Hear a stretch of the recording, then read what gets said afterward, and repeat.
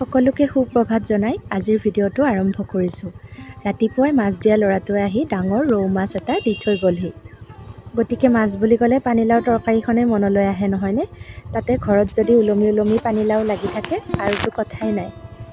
সেয়েহে পানীলাও আৰু ৰৌ মাছৰ লগত ভতুৱা শাক আৰু বিলাহীৰে এখন বেলেগ ধৰণৰ তৰকাৰী বনাওঁ বুলি এটা পানীলাও কাটি আনিলোঁ। আৰু এফালে এয়া ওলমি ওলমি বিলাহীবোৰ লাগি আছে। তাৰে মাজত কেইটামান পকা বিলাহীও ছিঙি আনিলোঁ পানীলাওৰ সৈতে বনাম বুলি। ঘৰৰ শাক পাচলিৰ সোৱাদেই সুকীয়া নহয়নে? আহকচোন এই ৰেচিপিটোৰ লগতে আজি দিনটোৰ সাজত মই কি বনালোঁ তাকে আপোনালোকৰ লগত শ্বেয়াৰ কৰোঁ।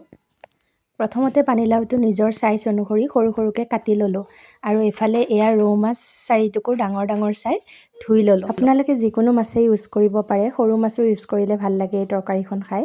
গতিকে মই মাছখিনি হালধি, নিমখ আৰু শুকান জলকীয়া পাউডাৰ অলপ সানি মিক্স কৰি ল'লোঁ।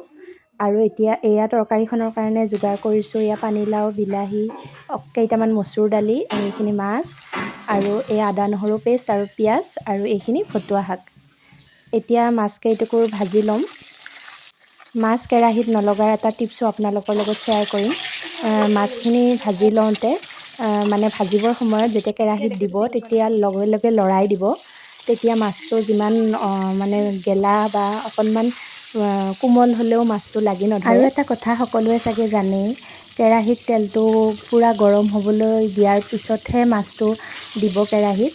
মানে তেলটো ভালকৈ গৰম নহ'লে মাছটো তলত লাগি ধৰে। এতিয়া এয়া মাছ ভাজি ৰৈ যোৱা তেলতে মই পাঁচফোৰণ দিলোঁ আৰু পিঁয়াজ আৰু আদা নহৰু পেষ্টখিনি দি দিলোঁ।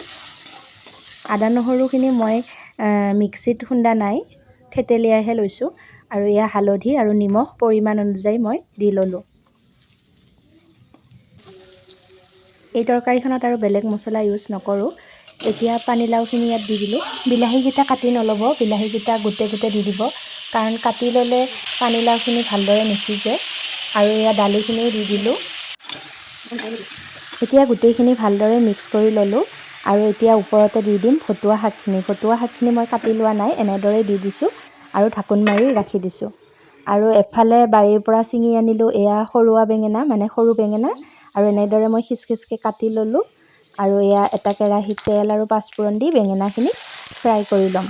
ইয়াতে মই কোনো ধৰণৰ মছলা, পিঁয়াজ একো ইউজ নকৰোঁ। এনেদৰে ভাজি খাই খুবেই ভাল লাগে নহয়নে? ভাজিখন ঢাকোন মাৰি আকৌ শাকৰ তৰকাৰী মানে পানীলাওৰ তৰকাৰীখন উদঙাই চালোঁ। এয়া অলপ মিহলি হ'ব ধৰিছে। বিলাহীখিনি যিহেতু সিজি গৈছে গতিকে মই এতিয়া এনেকৈ ভাঙি দিলোঁ আৰু এতিয়া তৰকাৰীখন ধুনীয়াকৈ মিক্স কৰি দিলোঁ আৰু অলপ গৰম পানী দিলোঁ। একেবাৰে পানী নিদিব, অলপ অলপকৈ দি উতল অহাৰ পিছত পানীটো দিব।